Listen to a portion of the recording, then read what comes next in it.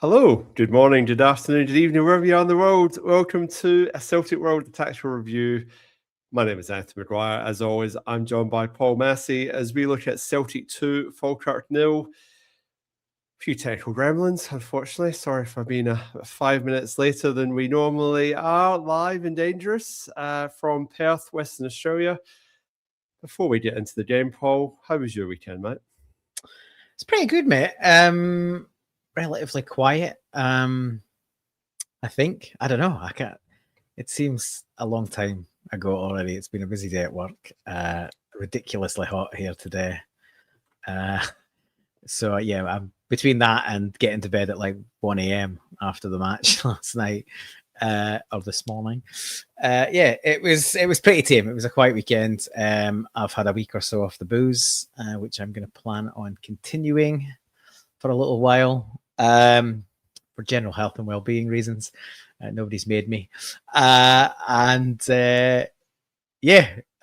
weekend all around, and but a busy week last week. It was a couple of gigs last week, and some Fringe coming up this week. Or Fringe and normal Perth Festival. I'm going beyond the Fringe to the actual festival, which is very cultural of me. But yeah, I've got comedy Wednesday night, and a sort of music and art visual thing at East Perth Power Station on Friday night, which I'm looking forward to as well. So yeah, another busy week coming up, but yeah, good weekend.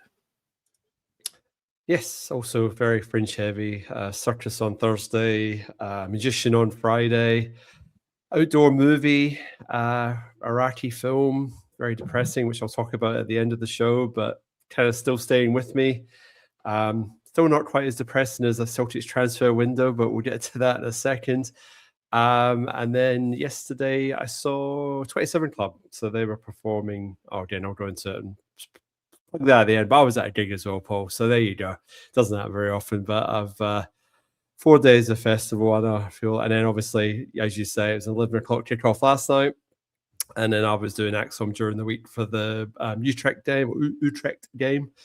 So I kind of feel a wee bit sleep deprived, even though I've done plenty of sleeping. But anyway, that's just the trials and tribulations of being a Celtic supporter in the Southern Hemisphere. Got a few comments flying in already. Please get involved in the comments section. I will bring as many up as possible. And as per always, please like and subscribe to the episode. It helps other like-minded Celts find us online. My old man is in early. He was obviously champing at the bit. A lot of top teams that played in Europe didn't pick up 3 points at the weekend, so we'll take that. Would you classify Rangers as a top team? That is debatable. McLaughlin P. Afternoon, folks. Hail, hail. Hail, hail to you, sir. 4 years to the day since that night game thrashing the Rangers. Yeah, it feels a bit of a lifetime ago now. We haven't really thrashed them in a while, even though they've probably been deserving of one. And Thomas Burns straight in with the transfer news. If Forrest come back with 20 million offer for Engels, Celtic will sell him. They won't care if they don't replace him. Yes, that is definitely the big concern coming into tonight's episode. Obviously, we're counting down the final hours of the transfer window. I believe, Paul, by my calculations, 5 a.m. our time tomorrow morning. So 5 plus 5, 10 hours to go. Would that be about right? Something like that. Well, we're after 8 now, so it's 4 hours. 4 hours to midnight, and then 5. So we're allowed 9 hours. If it's 5 a.m. tomorrow, it closes. Is it closing? At what time is it closing? 11 p.m. Scotland, I think. So that's 7 a.m. with us. 7 a.m. Okay, so we're a wee while to go yet. Okay. So well, 11 hours. Yep. 11 hours before slams shut. Yeah. All the cliches. Obviously, the breaking news is there's been 2 offers by Nottingham Forest for the services of Arnie Engels. I think it was a bid of about £14.4 million, and then it was up to a bid of 17.4. So both of those have been rejected by Celtic. But you do have a feeling that they may come back in with one more bid, and it will certainly test Celtic's resolve. And as Thomas Burns is saying there, the real concern is that, yes, all right, meet the valuation of what we think Arnie Engels is worth right now. That's great. but it leaves us absolutely no time to get in suitable replacements. So the money goes in the bank account, and then we're ending up with 97 million quid in the bank. It's just, don't even get me started on how wrong that all is.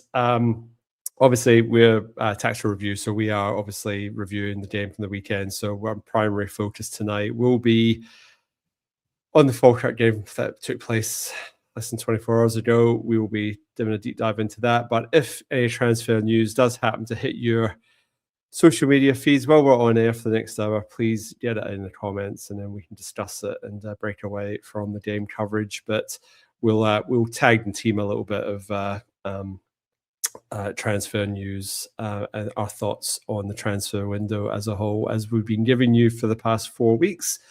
I know Matt and Neil will be very happy for it to be over. Personally, for my mental health, Paul, I'm glad it is nearly over, because it's just a lot of a little bit nothing, really. And yeah, it looks like we've got a couple of players inbound today. Medicals were getting done yesterday, but I guess we'll save those for a few announcements later on, just to make it look like we've done something in the transfer window. But Paul, just maybe your stump speech on how you're feeling about the transfer window at the moment, and then roll that into the squad for the Celtic Falkirk game. 3 changes from the Utrecht win. 4-2 at Celtic Park, which takes us through to the next round of Europa League qualification, where we've drawn Stuttgart. Dane Murray in for Austin Trusty, who was suspended after picking up that controversial red card at Tynecastle the week before. Arahu coming in for Colby Donovan at right back, and Chavan Chara, our ineligible striker in Europe, coming in and moving Maeda out to the left-hand side, and that pushed Sebastian Tinekti to the bench. Take it away, Paul. So anyone who watches the Thursday show with Gav and myself, and usually A and other, will know my views on the transfer window already. But for anyone who doesn't watch that show from our output, I will quickly repeat myself. I, like most Celtic fans, I imagine, I'm absolutely sick to the back teeth of this transfer window, and probably the last 3 or 4, because we are utterly inept as a club and a board, and beyond useless when it comes to operating in this level. I've just seen before we came on air that Crystal Palace have spent 45 million quid on a striker, I think, from Wolves, Larson maybe, when they don't know who their manager is going to be next season because Glasner's going. So if a Premier League team can spend £45 million on a player not knowing who the manager is going to be, you can stick your arguments about, oh, we can't have permanent signings because it might not suit the next manager. If you get good players in, any next manager is going to be delighted to have them. Any upgrades into the squad, the next manager will be utilising them. The fact that a good chunk of Ange's signings are still the main key players in our squad proves that if you've got good players, then you can use them for years past a manager's tenure. So that's just a nonsense. I'm thoroughly frustrated. Up until yesterday, we were sitting in 3rd place with 80 million quid in the bank, with players firing right in front of, under our noses in the same league, which inexplicably we've still not signed Mamanese. And it seems like we might not, which is, to me, is crazy. We's off to Anderlecht for 3 million quid. That's all it's trying to get. Rumor is it? Yeah, but apparently we wanted 4. They wanted 4, and Welsh was a make weight in that 4. They thought 2. They thought he was worth 1. We said 2. It's just a nonsense. I said last week, give them 4 million and Welsh and get it done. I'll say today, the price goes up as you get close to the end of the window. Give them 5 million in Welsh, and it's still a snip.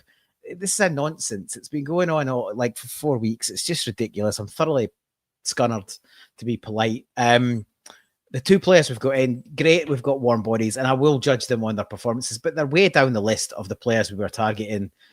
They're nowhere first. There's not a chance of first picks. That's not their fault. That's another example of dysfunction in our club. And we need more than 2 more. Like we need a centre back, and we probably need another midfielder. Don't get me started on Engels. I think you've seen my tweet, which I'm going to bring up some comments here, Paul. Let me bring up some comments because I've got like 3 different takes on it in the comment section already. So I've got Pedro Picasso saying Engels must stay. Ian Roy's saying got to take the money, and he doesn't get bums off seats. Then you've got ARDN whatever here. He's saying Engels never dominated a game, but if we sell him, we must have a replacement lined up. Otherwise, he stays. And then David's asking here, well, if we're not spending the money on anybody, where is the money going? And then Maesh is saying he's a major part of our tactical problems on the right-hand side, and Celtic would play better without Engels. I mean, you can't possibly get 5 more or 3 different sort of real opinions there amongst the Celtic support. And I think if you take that 11 million quid price tag away and say we got him for 5 or 6, right? I just don't see that people would have as much of a criticism for him. You and I are on the Arnie Engels bus. Like we definitely a player there. I think at the moment he's almost the first pick at the moment. I said don't get me started on Engels, but I'm going to have my say on Engels because everyone else is having it. So I put a tweet out yesterday that said he's sellable in this window, and I've said this on this channel multiple times. He is unsellable in this window. And the usual crap comes back. Oh, he's not good enough. He hasn't dominated games. Doesn't get bums off seats. I couldn't care less about any of that. 1, I don't necessarily agree with you. But 2, he is a first pick. He's a set piece taker. He's a penalty taker. And he covers a mountain of ground every match. Yes, he's not spectacular. That's not his game, right? Just because we paid 11 million quid for him doesn't mean he's Matt O'Reilly or Tom Rogic. That's not his game. He's a engine room midfielder. He's a passer. He's not spectacular. The problem we've got with Arnie Engels, we've got 2 problems. 1, his price tag, and that's made people's mind up for it. And 2, we've massively let Arnie Engels down in terms of how we've used him, how we've developed him, and even just having quality players around him. He's been either sat on a bench by managers unfairly, like Rodgers sticking him on the bench. He had a great season last season. For a first season, asking to play 2 games a week, he had a really solid season last year. He contributed. And for some reason in close season, that was all rewritten and he was a letdown. And then Nygren came in, and Nygren, hasn't been perfect, but he's really come on to be a really useful player for us. But he's not a direct replacement for Arnie Engels in terms of energy and contribution and all the rest of it. And he was sat on his backside. Yeah, he was sat on his backside by Rodgers for no obvious reason, playing Hatate and Nygren. Those 2 just don't work. They're too similar. Neither of them track back. It just doesn't. The team's imbalanced with both of them playing at the same time, which eventually, obviously, when O'Neill came back in, that was rectified. But we've let Arnie Engels down in terms of his development. We haven't put enough quality around him. Again, going back to the fact we haven't spent money in the squad. The same players have been asked to go to the well again and again and again. And I think, given the circumstances, he's performed, as well as you could expect, getting flogged twice a week. Even if you found a replacement tonight, and I don't believe for a second we can do that. Yeah, he is. He's 22 years old. That's the other thing, right? There's not a chance that we get a replacement in that's of the right quality.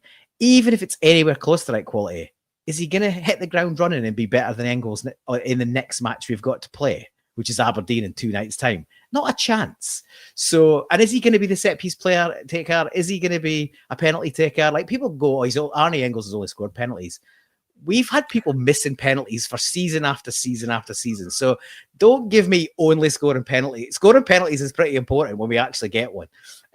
He's missed 1 of all the penalties. And he's actually started to contribute goals from outside set pieces this year. And he's continued to put his set piece assists in quite a few games recently as well. So there's not a chance we can sell him.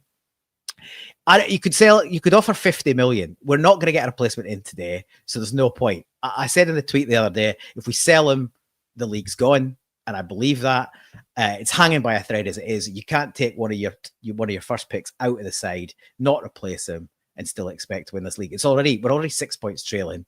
I think we get 2 or 3 other players in and a bit of reinforcements and rotate the squad. A couple of guys back for injury. We're in the hunt. We absolutely are in the hunt. But you can't sell Arnie Engels. I don't really care. And the other thing that really annoys me is people say he's rubbish, and then clubs are offering 17 million for him. So Is he rubbish, or is he worth? Because he wasn't worth 11, but now he's worth 17. Again, I keep saying this: our fans are hugely fickle and get fascinated and fixated on the wrong thing. But I He's say 22 this years on, old. He's 22 years old. He's got a high window to go, a high ceiling to go, and he can only develop as a player if we get good players around him and good coaches. So he must stay at this window at least. I said it on Axon during the week that European performances are where they're judged by other teams and other managers and setups. He performs in Europe. He is that sort of type of player who can perform in that environment, and it's important that we are in Europe to showcase the players that we've got and showcase the talent. So there's a lot of snobbery around the Scottish League, and it's it's a farmers' league, blah blah blah, whatever whatever the analogy you want to use. But Europe's Europe. You're playing against other European opposition and teams, so they're the performances that obviously carry weight. So. We managed to qualify. It's not for everybody. But yeah, like I said, I think that the biggest concern here, Paul, is if this offer was coming in at the start of the window, it's a bit of a different conversation, because then theoretically you do have time to look for replacements and really weigh it all up and decide, all right, well, we're going to hang out for maximum value here and at least have something lined up to pull the trigger to replace them. But for it to happen on the last day, and if we were to sell them, I think it'd be criminal by the board. But Port Chop here makes a valid point. The way they're looking at it is got to pay off Brendan, got to pay off Columbus Crew, got to pay off Willie. There's a fair few accrued expenses this year that obviously it's all basically down to the boards, because they forced Brendan out. They didn't back him in the first place. They brought in Wilfred Nancy. They stuffed that up. They've brought Martin back twice. Self-inflicted, as our favorite expression. But yeah, it's just it'll be interesting to see how it all pans out. But yeah, like I said, if we sell them, we're shooting ourselves in the foot, because I just can't see who you could recruit at such short notice, because we haven't been linked with anybody. It's not like we're in advanced talks for a midfielder. It's all been wingers and forwards. So exactly. I just can't see it. It's a classic example of people will only realise what we are missing there if we do sell him tonight, and then he's gone. He's gone. Yeah, exactly. And I mean, if it was a 14 million quid offer for Rio Hatate right now, I would take that, because he's not really contributing. Well, he's contributing very little at the moment. But anyway, we'll park the transfer discussions to one side. Like I said, if you see anything happening live, please shout it out. I'll give you a shout out. And we'll keep an eye on it over the next 40 odd minutes. But Paul, Falkirk actually had the best first chance of the game on 9 minutes. McCann into Barney Stewart, and he managed to drift between our makeshift centre-half pairing of Dane Murray and Liam Stills. And it was actually a really good save from Kasper Schmeichel. Casper's got his form back a little bit in the last few weeks. There was a period there where he was extremely ropey, but he seems to have knuckled down. I'm going to come out and say two things here. Yes, I agree with Paul. Schmeichel, I think, started to pull some important saves again. He had a couple in this game, but during the week, I know there was some criticism for the 2 goals against Utrecht, but he pulled some good saves there as well. And so the second point here is that I'm really, really concerned about Dane Murray. I saw a few people online saying they thought he had a good game, but for me, his lack of awareness inside the 18-yard box for me is just a real concern. There was one time, it was about 20 minutes into the game, it was after this chance, and he was totally oblivious to the fact that there was a Falkirk defender right behind him. He's on the ball, and it's just, how can you be so oblivious to what is around you? And it happened at Hearts as well with Tynecastle. He obviously had the mayor and he put the ball in the back of the net, and he had a real stinker that day. But for me, he just lacks that awareness. Like, driving on the ball, he looks okay, but defensively, he just seems very unsettled. And I think he unsettled Liam Stills a bit. The partnership was a bit shaky. It wasn't Liam Stills' greatest game on the weekend either, but this is where I'm coming back to this whole point that we really needed another centre-half coming in this window just to give us the cover if Stales or Trusty gets a suspension or an injury. Because if we were to rely on Dane Murray and potentially Stephen Welsh if he doesn't go back to Motherwell, that's the only place he can go. I've got real concerns. I don't know if he's up to it. You're spot on, and I'm going to labour the point a little bit. Again, 4 years ago or something, talking about when Ange was just arriving, we had Welsh and Murray, but we were relying on them then, and Scales was coming back. Now Scales has had a huge improvement, but he still probably shouldn't be our first pick centre back, right? If you should be trusting in CCV if he's fit, or somebody else even jumping above CCV. So the three available centre backs yesterday were Scales, Dane Murray, and Stephen Welsh. It's like Groundhog Day. Like, again, completely hopeless at recycling the squad, bringing in new talent, freshening it up. And you're right. I thought Dane Murray did okay with the ball at his feet. I think he looks comfortable on it, apart from maybe his awareness. And he's got a willingness to step out and look for a pass, and he's a better passer of a ball than probably Scales or Welsh are. But he still looked a bit nervous, like even doing that, even something that's probably one of his strengths. Like there was a couple of times that Arnie Engels was sort of G'ing him up, come on, go, like bring it forward. Like he was sort of dilly-dallying a little bit. And again, it doesn't help that McGregor sits so deep and he's sort of almost on the centre-back's toes, because the preference is then just to knock it to him short, and then it just gets bounced around. But yeah, like I thought the two of them, Murray and Scales, got badly caught for that early chance. And yeah, Stewart was in, and it's a really good header. It's a really good save. But yeah, I think we let them get crosses in from wide areas too often, and everyone knows it's a weakness, particularly when we haven't got first picks in there. And we rode our luck for a good chunk of the game. And yeah, we had to rely on late blocks. I think Scales had one or two really good blocks, to be fair to him. And obviously Michael had a couple of saves, and they were just a bit profligate as well. There was chances sort of snatched at and just wide on multiple chances. So yeah, I thought Falkirk, fair play to Falkirk. They came and they tried to impose themselves. They pressed our midfield, and they rattled us for good chunks. Both halves, I think, first half they were well in the mix until the goal, and the same pretty much second half. We scored out in 62nd minute or something, 62nd minute, something like that.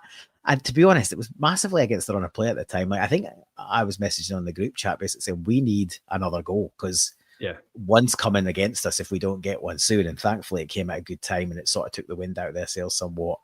And they had a bit of a late rally, and there could have been, but even then there could have been another goal or two from their side. So yeah, I think to your dad's point right at the top of the show, big game on Thursday, get a result there, quick turnaround. Again.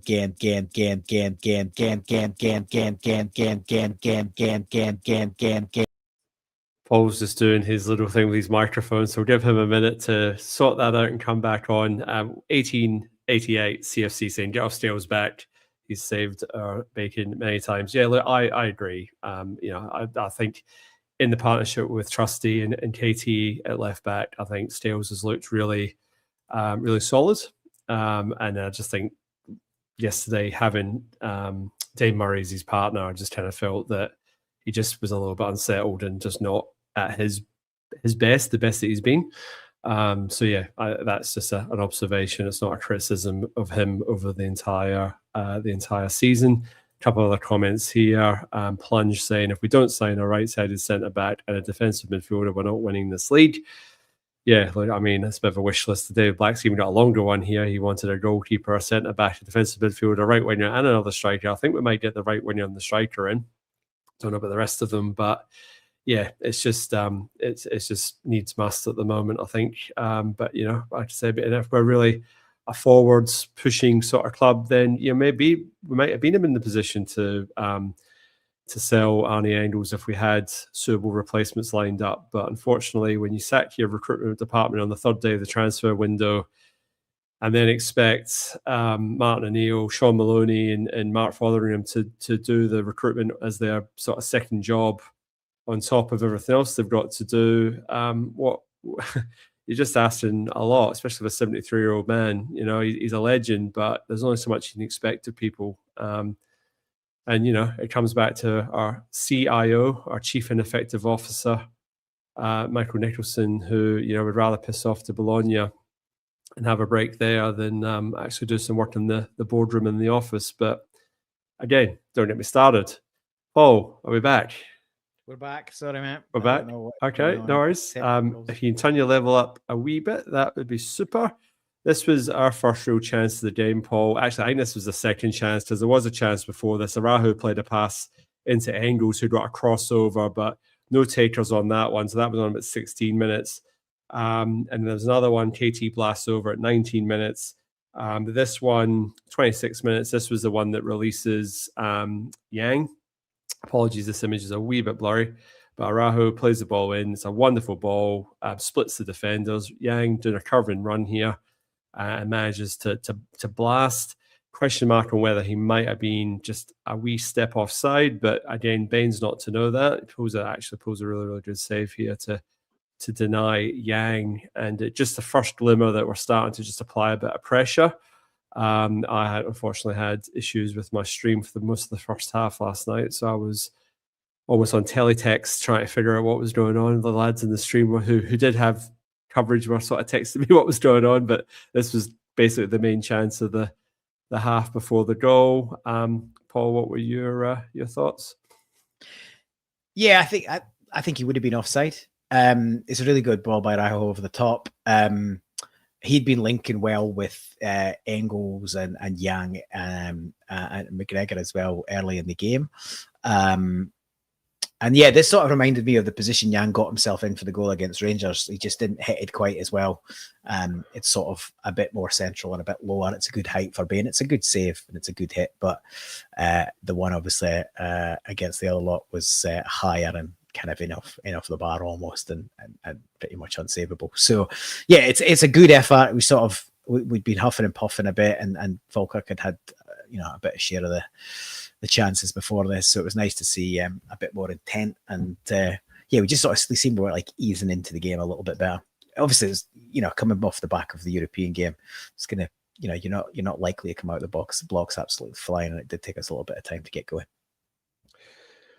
So then that brings us up to the goal. So this was a ball played out to Kieran Tierney. I sat on the right, and then it worked back across, and then it got to KT, who whips in a deep firing cross. And our new centre forwards, Thomas Chivinchara, obviously slightly different pronunciations depending on whether you're on Celtic TV or BBC or wherever you are in the world. But you can see here at the moment, Paul, with this image, there's 3 defenders around him. And he just breaks away. I don't think they think he can do anything with that cross, given how deep it is, but he's just managed to glance it. Back stick, bounces off the back post and back into the net and totally beats Bain. But it's an absolutely wonderful header. I mean, I can't recall the last time Celtic scored a header like that. This is like a goal when you used to watch the highlights like Martin and Neil teams from 20 years ago, maybe Gordon Strachan, like a Jan van Henegel of Esslink, that sort of type striker goal, but you just don't see them these days. Like, you don't remember Dembele scoring these sorts of goals. Edward certainly didn't. It wasn't really Kyogo wasn't prolific on his head either, but this was just, I mean, I thought it was deserved. I thought we were sort of working our way into the game, but it's almost still something we bit out of nothing, because it's a half chance at best, isn't it? It is, and you know, Scales picks out Tierney, and to be fair to Kieran Tierney, he never even looks up. He just doesn't lift his head. He just gets his head over the ball, and he whips a good ball into a good area. And Chivinchara is alive enough. You can see his head's on the swivel. He's looking for it coming in, and he judges the flight of it really well. And he takes a step and a half off his defenders. Neither of them are close enough to mark him, and he just drifts in front of the front defender, and just has a little jump and a wee flicker to get the power to push it past. Like, there's a lot of pace on the cross, but he generates more with the flick, and he does change the direction of it as well. So it's a really, really good header. You're right. It's kind of old school, but Kieran Tierney's been putting quality into the box all season. Now, not in every match and 10 a game or anything, but he's consistently put good balls into the box, most of the season. And we've had nobody to finish him. We all know the problems we've had up front, and the lack of a decent striker or even any striker of the name. So yeah, those chances have been going begging, and we've been saying for a long time, if we just had any kind of half decent, competent striker fit, then we would be scoring more goals than we are. And this is a perfect example. Johnny Kenny doesn't score this, Maeda doesn't score this. Anyone else that we would dare to play through the front? Kelechi Iheanacho, if fit, could score this kind of goal. Like he nearly scored a really good header against Dundee, just drifted past the post up at Dens. And again, I think that came from a deep lying Kieran Tierney cross. So other than this, our delivery into the box was really poor, actually. From both sides, we were hitting first men, we were throwing it in the middle of the box a bit aimlessly. We weren't really getting our head up and picking players out. But it just shows you put half decent cross into somebody that's alive to it, and something can come out of barely nothing. And it's a fantastic header. For some reason, Paul Cudahy on Celtic TV thought it was a goal on his debut. He'd forgotten about Hearts, apparently. But an assist in his debut away, and it tells you the quality of Celtic TV that we're all playing for. And a goal on his home debut is a really good start for him. He's obviously only been able to play an hour in each game, but those 2 hours of football in the last week will have done him the world of good. I think we'll see him again start on Wednesday up at Pittodrie. And hopefully we can start to see a few more minutes out of him, get him up to 65, 70 minutes. And it looks like there's another striker coming in as well. He looks like another one who hasn't played as much football as you would like. So maybe they can dovetail 60-30 over the next little while. And hopefully we might have an abundance of strikers with Iheanacho coming back from injury as well. But yeah, really good. I think, Paul, the important thing here is that not to sort of judge a book by its cover in the sense of stats and whatnot, because different leagues, different teams, teams that are struggling versus Celtic, where you're going to see a lot more, especially attacking players, they're going to see a lot more of the ball at Celtic than they're going to get playing for Lorient or, wherever these players are coming from. So I just think that as supporters, we just have to obviously get behind them when they do come through the door and sort of say, well, look, regardless of whether you were first choice, third choice, fifth choice, I think Martin O'Neill was using A, B, and C and D or whatever, but they're the guys in the building. So they're the ones, or L. Yeah, they're the ones that have to do it. So I think Big Tam's an example that he's not played much football, but clearly there's a player there. We just have to see if we can unearth it. And the one thing I do not doubt is that Martin O'Neill has the charisma and the charm and the ability to try and extract maximum potential from whoever comes in the door. So if they're bit down on themselves and they're a bit, where's my career going? I think him and Fozzie and Maloney, I think they've got the ability to sort of get the best out of them. So, we'll see what happens. And like I said, fingers crossed. But a good start. And like I said, an assist and a goal in his first two games. I think you would you certainly take that as a positive sign. It's, like I say, it's really a goal out of nothing. He's created that chance himself. Yes, it's a good ball in from Kieran Tierney, but he has got a lot to do with that header to get that in the back of the net. So fair play. Like I said, hopefully first of many in this run-in of fixtures, because Franny here, he's saying that we're on for a treble here. We're a treble to go for, so we need all hands on deck. So we'll see what happens. Paul, I think the next set of images I've got is actually for the second goal. So there were a few wee sort of chances for Falkirk. The ones that I sort of jotted down after we scored in the first half, there was a corner, and this was my biggest bugbear. So again, it was one of those back stick headers that brought the ball back across, and then the Falkirk laddie actually headed it into one of the other Falkirk players and actually stopped the ball from going in the back of the net. And Kasper Schmeichel sort of smothers it. So that's right before half time. So that was a little bit of fortune for us. But again, it was the same sort of delivery that was on our undoing at Tynecastle last week. How we don't have one of our stronger centre-halves just sort of patrolling that area to sort of nullify that, I do not know. But again, we're nearly undone effectively with the same set piece. So that's worrying. If I can see that, I like to think the coaching staff can see that. Calvin Miller had a chance very early in the second half, didn't really come to much, sort of shot wide. They had another free kick, ended up with a shot sort of straight at the keeper, and then they had another shot that just went wide. So they really had sort of 3 or 4 sort of reasonable chances.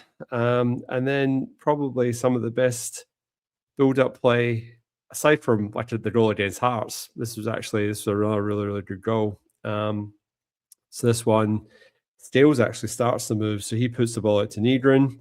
Negrin's run out wide left, puts it back to Kieran Tierney, who puts it back into Callum McGregor, does a 1-2 with Negrin. Cal Max buzzing down the line. That's what images we've got here.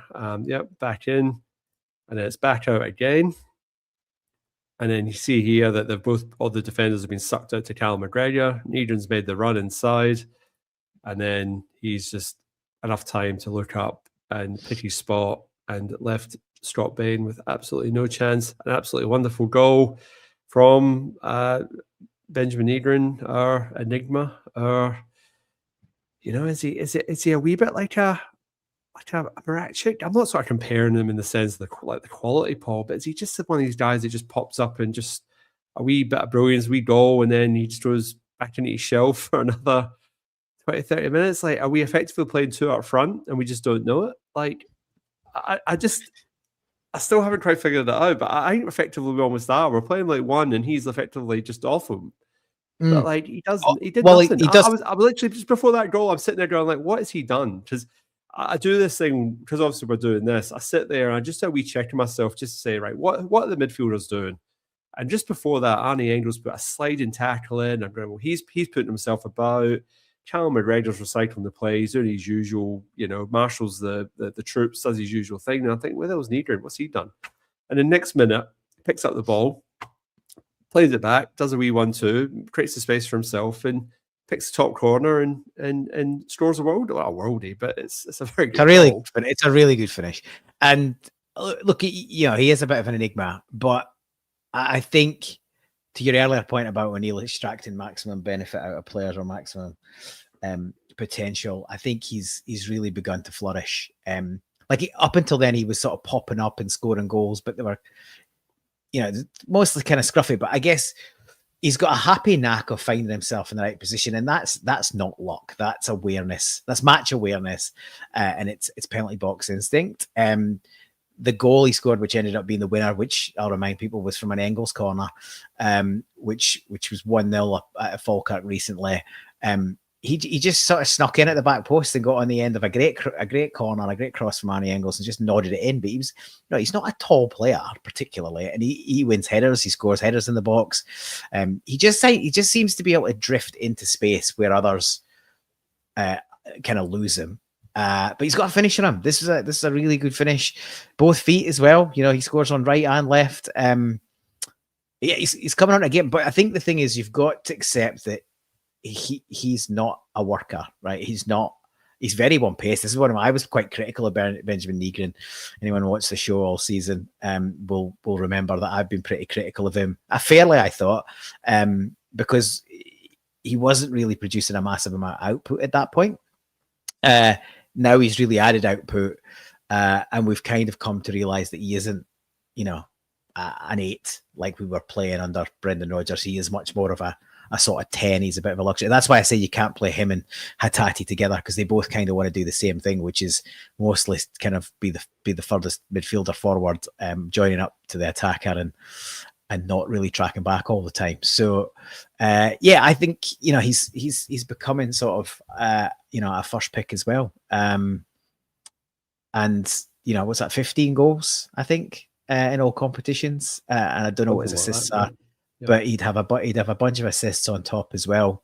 An odd one, like not, on 15 goals and a bunch of assists, you'd say he's the standout player of the year for Celtic, and he probably is. But it's a lot, like we've talked about a lot. It's a low bar, right?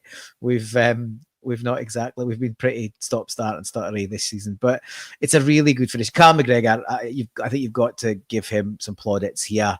It was like he drove back the years. He sort of really drove forward. He linked the play. Like he takes it off. Who does he take? He takes it off somebody like almost in the right hand. Thinks he takes it off Scales. Maybe he takes it off Scales on the right hand side of the centre back position. Scales is drifted. I think it was Dane Murray, because Dane Murray drove in and then he took it off him and then he played Scales and then he takes it again. And then he takes it again. So he starts over basically between the right back and the centre back, and then he covers a ton of ground. Links with KT, links with Nygren, and then links with Nygren again.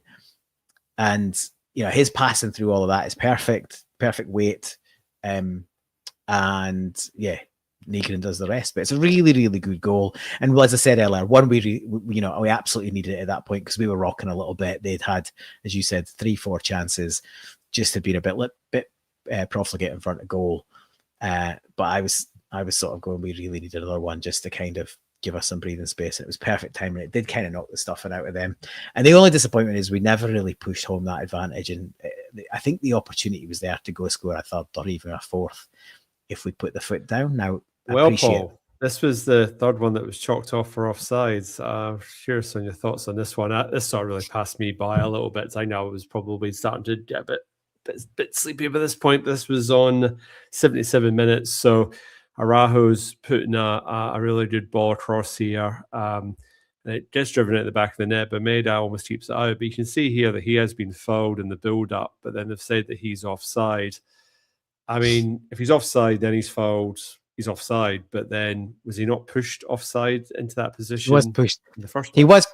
He was pushed offside, but the problem you've got here is, I think the problem you've got here is the restrictions or restraints around what VAR can and can't get involved in. So, unfortunately, we've not got a few frames back, but I think Mayer is in an onside position just before this. And obviously, there's no ball coming in at this point because, as we can see, Araujo is just about to hit it. So the frame or two before that, I think Mayer is pretty much in line with Graham, I think it is, the striker that's come on as a sub. And he just sort of shoves him, and this is the end of the shove, and he's pushed him into that offside position just as Araujo is striking it. And by the time the ball looks like it's probably going to cross the line, I reckon, Maeda pretty much ends up on the line and it hits his forward foot and bounces back out. It drops to Tenekti, who drills it in. So I don't know. I'm not enough of an expert on the laws of the game as to how you could potentially unpick this one, but I don't think. Is he not denying a last man scoring goal opportunity? Considering that's what we got done for last week. Like, I mean, I'm just being devil's advocate. I don't. Well, I think you probably can make a case for that, but it's just another example of VAR not really getting involved. And while we're talking about VAR and refereeing decisions, I don't know what your view is, and you probably maybe didn't even pick up on it because you had technical issues first half, but McCann was booked, I think it was McCann, on the 17th minute for a very, very heavy challenge on Yang, just in the middle of their half. So he slid in. It was aggressive. It looked out of control. Studs were up. But we saw one. We didn't see it. I think we saw one replay from a crap angle, and then we never saw anything else of it again. Ref gave a yellow on pitch, and fair enough. That's the kind of thing that quite often happens. But sometimes you watch and immediately go, "That I think that's pretty bad." Like I think we watch that again from another angle, and there's a good chance that that might be a red or the classic orange. But we never saw another angle. There was nothing touched on. It didn't make the BBC highlights. It hasn't made any highlights. It hasn't made any highlights. And I don't know. But I did jump onto Twitter kind of in the kind of not immediate aftermath, but a little bit later, and a couple of prominent Celtic Twitterati, as we'll call them, seemed to think there was definitely a case for further views of it. And that was my view on literally one quick full pace view. 17th minute, I think it's just been kind of waved past. Now we might see 3, 4, 5 angles of it and find out that a yellow is absolutely right, but it was one of those. He flies in. I'll tell you what, it looked worse than the Araujo one the other week that everybody thought was a definite red. Well, we didn't, but everyone else seemed to think it was a definite red. So it looked, to me, at full pace, it looked worse than that to me, and we never even saw a second replay. So yeah, just another example of the inconsistencies on VAR, and the Pork Chop Express makes that inconsistencies of referees in Scotland. Paul will obviously finish game 2-0. Yang did have to come off right after the start of half time, so I think Martin Neal was trying to play it down, but question whether that tackle would maybe had an impact on him. The lack of energy, whether it was illness, maybe that was the other question. The feedback seemed to be that he'd potentially had a bit of illness. He wasn't feeling 100% at half time, and they sort of let him go out and see how he was. Because a lot of people saying, why you not just sub him at half time? Well, I think if it was an injury, you probably do sub him at half time, or you let him, try and run it off for 3, 4, 5 minutes. But I think he was literally only about 2 or 3 minutes, and then he came off. So, hopefully nothing serious. Again, obviously, it looks like we're signing a right winger, but who knows to what degree of match sharpness they'll be. So I would imagine that Yang will still start games for at least the next little while. Again, can hardly believe I'm going to say this, but he's really improved as a player, and he's again a player we probably can't do without in the squad, at least as a squad player for the rest of the season. A word from our sponsors. Every life is full of stories, and we all know someone whose story should be preserved. That's what an audio memoir is, a record of you or your loved one's life stories, family anecdotes, and poignant memories. We will talk online and then edit the recordings into episodes, accompanied by family photos and contemporaneous images of the past, creating an enduring audio-visual experience. We all know someone who deserves an audio memoir.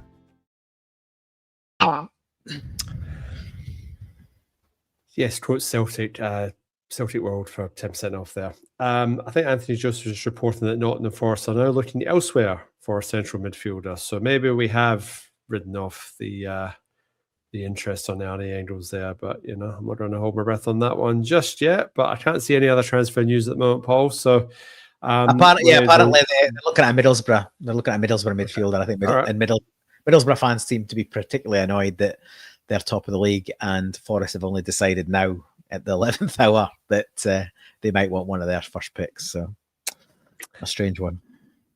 Who is your man of the match, Paul, for the weekend?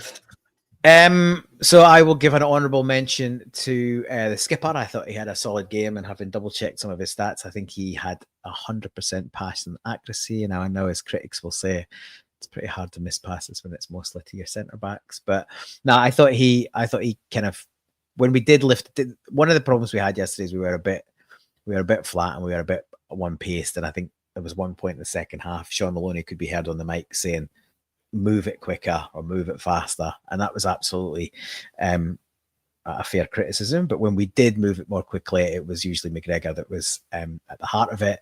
However, the player that probably did more to move the ball up the pitch and put himself through a mountain of work and got the, I think, sponsors man of the match in the stadium was Julian Araujo, and he is my man of the match as well. Yeah, no, his a couple of passes he put in were just like those sort of real defensive split and passing. And another day, he really should have had an assist or two. There was one he linked up with James Forrest in the second half as well. That I think it was the one. It was that one, and then there was the other chance we didn't talk about is the one that Negrin rattled off Scott Bain from point blank range as well. It was a TNT deep cross that came back across. So yeah, but no, I think Araujo was a fair shout, and obviously looking fresh from not having played during the week. So, and that's what you want. You want your players who are the change ups to come in and have an impact. And he certainly did. That. Yeah, he's been an excellent addition. He's another one. Obviously, what did he play? 2 games or something? And now he's been playing pretty much 90 minutes almost from the off. The only reason he's been getting some rest is because he's not in the UEFA, the Europa League squad. I imagine that'll be Well, we're allowed to change 3. So the fact we're going to already have looking to have brought in 4, with there's an outside chance of 1 or 2 more. It will be interesting to see who the 3 that get added are, because it'll be easy to find. It'll be easy to find 3 to leave out, but it might not be so easy to pick which 3 you want to add in. But it's good that we're going to have some reinforcements for that. But he's one that obviously has come on loan, and I don't think we've got an option to buy him. There's no been, again, another example of poor planning. We've not built that in. And if it was me, I'd be going back to his agent right now and trying to get a permanent deal for him. Are you not satisfied with AJ and Kobe Donovan as your 2 right back options? Like, do we really need a third right back there? Are we not? Do you not feel we're well? I not to mention Anthony Ralston in that situation. And I was quizzed on Anthony Ralston's future during the week, and I was like, well, I kind of feel that he's stood still, and Kobe Donovan's just taking a bit of a quantum leap. Well, yeah, that's all it takes is you're left standing still. So my concern would be, I think Colby Donovan's done brilliant this season, and I think he's got a really high ceiling, and he has come on rapidly. But it's a really serious injury, and it's a long time out, and it's obviously he's broken down once. The hammy is notorious for being an issue.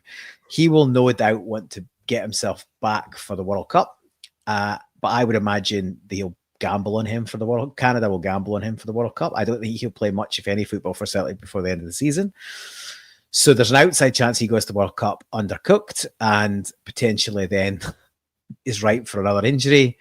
If he doesn't get an injury and he goes to the World Cup and he hits anything close to good form, I'd be very surprised if we're not fielding offers for him.